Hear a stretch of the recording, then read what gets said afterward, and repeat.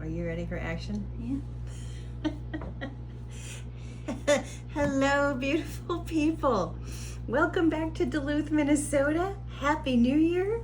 Today we're going to be making authentic, I don't know if they're authentic, but they're definitely my childhood memories of homemade caramel rolls made by my grandma. I tweak things a little bit because you always have to. But anyway, we're just going to get started. Your basic things: you need yeast, you need sugar, and you need water to start to activate your yeast. They say you should have like a 120-degree temperature on the water. I don't know about that. See right now there? That feels pretty good. I think that's it. And we're going to do 1 cup of water, just nice warm water.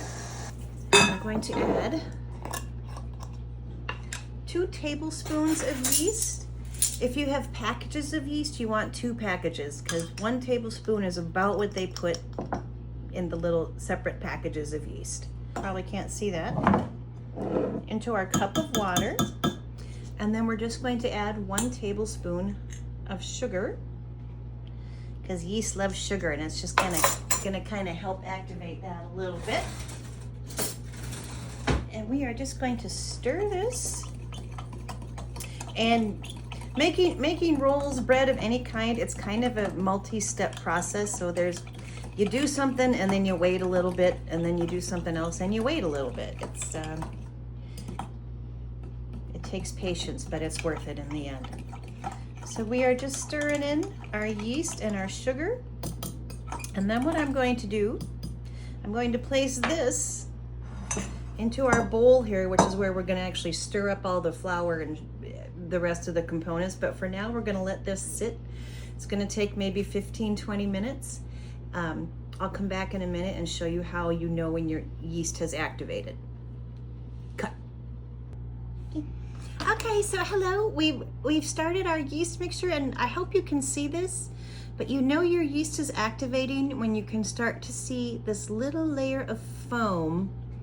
Then you know that your yeast is going, oh my God, I'm gonna make the best bread ever. And you just wanna let this go, and this is eventually going to rise and go spewing over the top of this into our bowl. I can't wait for you to see it. In the meantime, while our yeast is activating and kicking in, we're gonna take 1 cup of milk. It can be 2% milk or whole milk. I wouldn't go skim, don't bother. But we're just gonna take a cup of milk, and we're gonna just get this nice and warm. We don't wanna boil it. We just want it to be nice and warm. And when that is warm, we are gonna stir in 6 tablespoons of lard. I know people have certain thoughts about it. You can use shortening, but I promise you lard is really much better for you. And it makes a much nicer bread. We're gonna have a talk about lard on another segment, but the qualities, can't even tell you. So anyway, we're gonna get our milk cooking. When that's warm, we're gonna melt in our 6 tablespoons of lard and a cup of sugar. And I'll catch you back up with you. Okay.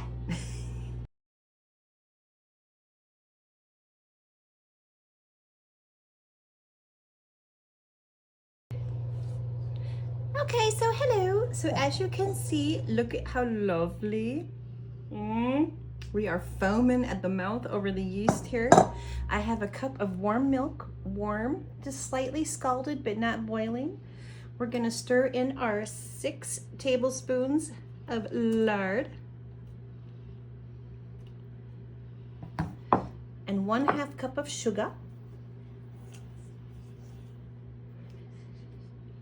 And we're just gonna stir this in until it's all melted and dissolved. Okay, so here we have our beautiful yeast. You can see it, it's overflowing even onto the table. Fun, fun, fun. We have our cup of milk with all the shortening kind of melted in there. It's cooled to a nice lukewarm temperature. So to our milk mixture, we're gonna add 2 cups of flour just to get this started. And we're gonna stir this in. You don't want to whisk it, you just kind of want to be gentle with your milk and your flour.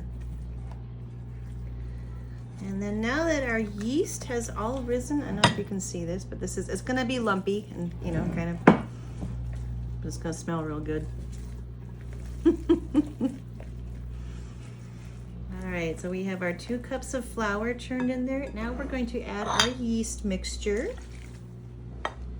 Our bubbly, nice, frothy yeast mixture. And you want to get as much of that in there as you can. Voila. We're going to stir this in. And then we're going to add to this. I'm not going to waste my time showing you how to do it, but we're going to crack 3 eggs and add 1 egg yolk to this once we get this all mixed up. We'll be back. All right, so we have our 2 cups of flour that we have added to this and is beautifully blended in. We have 3 whole eggs plus 1 egg yolk. And if people don't know this, if you've never done it, oh, try separating an egg and the yolk. You'll love it. Anyway, we are just gonna very lightly beat our eggs here. We're not gonna make it frothy or anything. We're just gonna do enough to break those yolks up a little bit. Because that's the thing about bread, you don't wanna overdo it. You gotta treat bread very gently with love and care.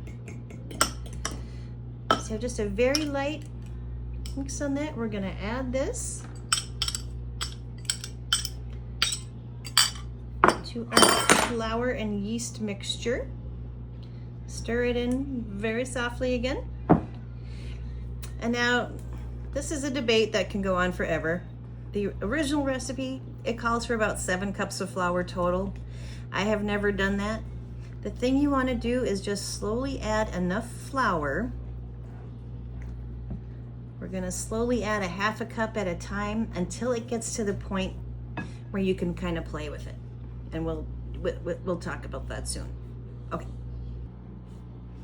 Okay, so myself and my loyal, beautiful assistant have just put in about another 3.5 cups of flour. So we're looking at 5.5 cups of flour, maybe 6. And we just got it to the point where it was too hard to stir. It just gets to be to that point. We threw down some flour on this board, and then we are just gonna keep on kneading it. And this is the secret to kneading. You fold it and you smush it with this part of your hand. You just roll it and push it. And you roll it and you push it. And now once you get this flour worked in, the dough's gonna start to feel a little sticky again. So when you start to feel that stick to your wrist, you just sprinkle a little more on and you slowly incorporate it. You bend and twist and roll and knead, and it's really quite fun. Put on some good music that you really like, something that you just want to get in and do.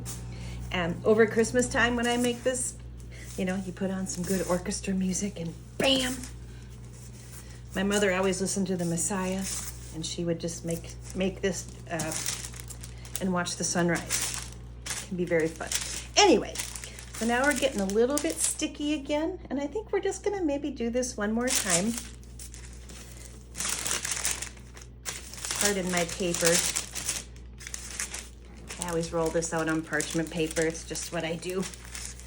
But if you have a nice big cutting board or a solid surface, use it. Anyway, we are getting to the point, it feels nice and doughy. I don't know if you can see it. It's got nice elasticity to it. We're just gonna keep on rolling. Yeah, sorry about that. And kneading. And once we have this all put together, we are just going to shape it into a lovely little ball. And I have taken our mixing bowl that we first used. I haven't washed it yet, but I'm gonna wash it, and we're gonna just smear butter in it, and we'll show you how to let this rise.